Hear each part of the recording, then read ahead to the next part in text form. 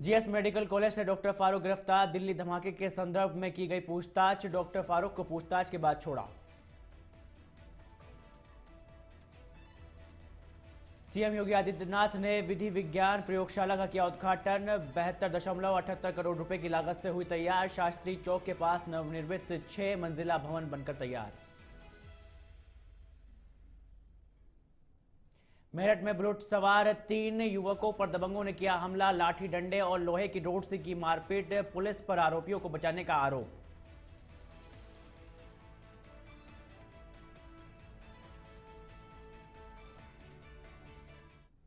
नमस्कार, आप देख रहे हैं इंडिया अहेड और मैं हूं आपके साथ राहुल। बुलेटिन की शुरुआत बड़ी खबर के साथ, जहां उत्तर प्रदेश के मुख्यमंत्री योगी आदित्यनाथ ने गोरखपुर में कहा है कि पहली बात तो अब अपराध नहीं होते। अगर कहीं लूटपाट की घटना होती है तो अगले दिन अपराधी लड़खड़ाते हुए नजर आते हैं। ये नया प्रदेश है जो अपराध को स्वीकार नहीं करता। अगर अपराध किया है तो उसकी कीमत भी चुकानी होगी। उत्तर प्रदेश के मुख्यमंत्री योगी आदित्यनाथ ने 72 करोड़ 78 लाख रुपए की लागत से बने आधुनिक फॉरेंसिक लैब का यहां पर उद्घाटन किया और इस दौरान उन्होंने उपस्थित जनसमूह को संबोधित करते हुए कहा कि एफएसएल लैब सरकार की जीरो टॉलरेंस नीतियों का हिस्सा है। साल 2017 से पहले प्रदेश में असुरक्षा के कारण महिला श्रम बल की भागीदारी 13% थी, लेकिन अब सुरक्षा बढ़ाने से यहां 35% महिला कामकाजी हो चुकी है और वे अब काम करने के लिए घर से बाहर जाती हैं। 8 साल में यूपी में 2,19,000 पुलिसकर्मियों की भर्ती हुई है और कई राज्यों के पास इतनी फोर्स भी नहीं है। हाल ही में 60,244 पुलिसकर्मियों की भर्ती हुई और 2017 में जब हमने 30,000 की भर्ती निकाली थी तब ट्रेनिंग के लिए मिलिट्री और पैरामिलिट्री के ट्रेनिंग सेंटर किराए पर लेने पड़ते थे, लेकिन अब हमारे पास पर्याप्त ट्रेनिंग सेंटर भी है।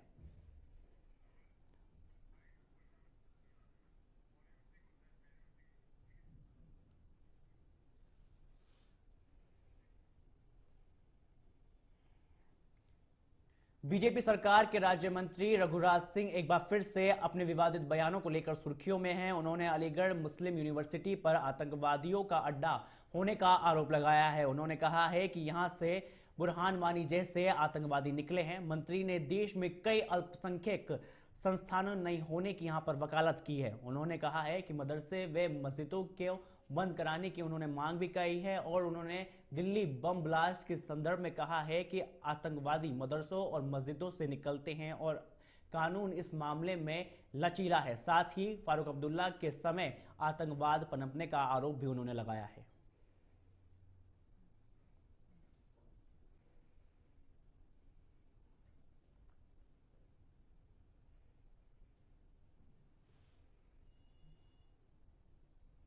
माइक माइक लगा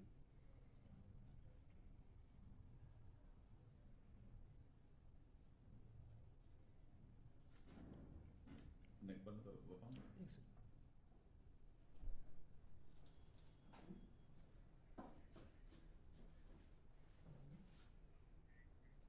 हापुड़ के पीलखुआ स्थित जीएस मेडिकल कॉलेज से दिल्ली धमाके के संदर्भ में गिरफ्तार किए गए असिस्टेंट प्रोफेसर डॉक्टर फारूक को दिल्ली पुलिस ने पूछताछ के बाद यहां पर छोड़ दिया है। डॉक्टर फारूक पर यह शक था कि वह डॉक्टर शाहीन के भाई परवेज से संपर्क में रहा है। पूछताछ के दौरान पुलिस ने सभी बिंदुओं की जांच की है और बाद में उन्हें छोड़ दिया। फारूक की गिरफ्तारी और उसके बाद रिहाई में के बाद इलाके में चर्चा का विषय पैदा हो गया है।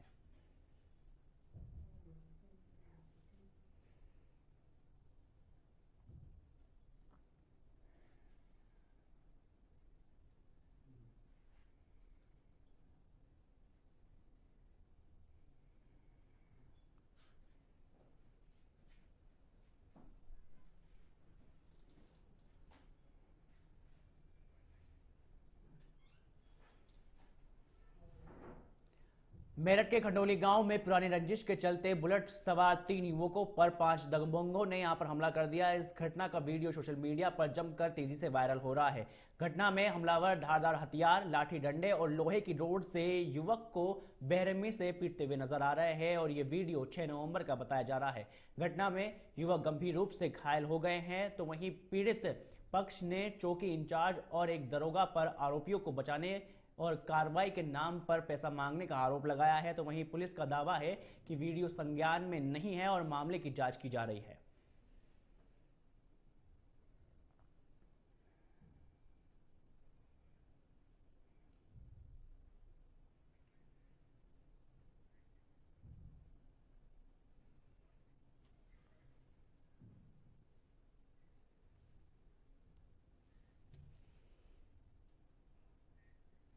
खबर बागपत से है, जहां लौह पुरुष सरदार वल्लभ भाई पटेल की जयंती पर रन फॉर यूनिटी का भव्य तौर पर आयोजन किया गया। भारत की एकता और अखंडता का संदेश फैलाने के लिए ये 15 किलोमीटर लंबी पैदल यात्रा प्रभारी मंत्री जसवंत सैनी और बागपत के बीजेपी विधायक योगेश धामा के नेतृत्व में निकाली गई। बड़ी संख्या में युवा कार्यकर्ताओं और स्थानीय लोगों ने इसमें हिस्सा लिया। साथ ही विधायक योगेश धामा ने बताया कि देश के प्रधानमंत्री नरेंद्र मोदी के आह्वान पर देश भर में सरदार वल्लभ भाई पटेल की जयंती पर विशेष कार्यक्रम आयोजित किए जा रहे हैं और ये यात्रा उनके योगदान को नमन करने और एकता का संदेश फैलाने के लिए निकाली गई है। प्रभारी मंत्री जसवंत सैनी ने भी जनता से एकजुट होकर राष्ट्र निर्माण में सहयोग करने की यहां पर अपील की है।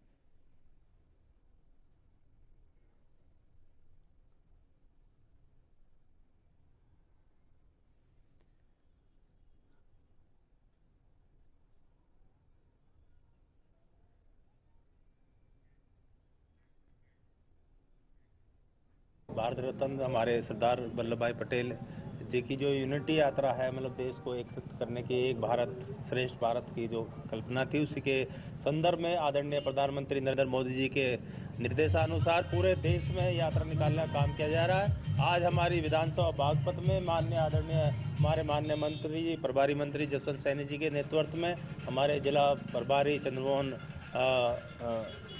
जी और तमाम हमारे पार्टी के पूर्व जिला अध्यक्ष भाई और हमारे जिला अध्यक्ष सभी पदाधिकारियों की तरफ से और बहुत ही जनता का भरपूर सहयोग और आशीर्वाद इस यात्रा को मिला है। और ये यात्रा अन्य जगहों पर 5 किलोमीटर का लक्ष्य रखा गया था, लेकिन ये यात्रा यहाँ पर बागपत विधानसभा में 15 किलोमीटर।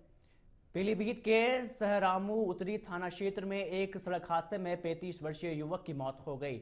रायपुर बीजपुरी निवासी युवक रोजमर्रा की तरह अपनी बाइक की दुकान पर काम करने से निकला था। बताया जा रहा है कि वह सड़क किनारे पंचर की दुकान के पास खड़ा होकर किसी से बातचीत कर रहा था। तभी अचानक सामने से आ रही एक तेज रफ्तार कार ने उन्हें जोरदार टक्कर मार दी। कार की टक्कर इतनी भीषण थी कि जुल्फिकार की बाइक की पर कच्चे यहां पर उड़ गए और वह गंभीर रूप से घायल हो गया। आपको बता दें कि स्थानीय लोग युवक को अस्पताल ले जा रहे थे, जहां हादसे में उसने दम तोड़ दिया।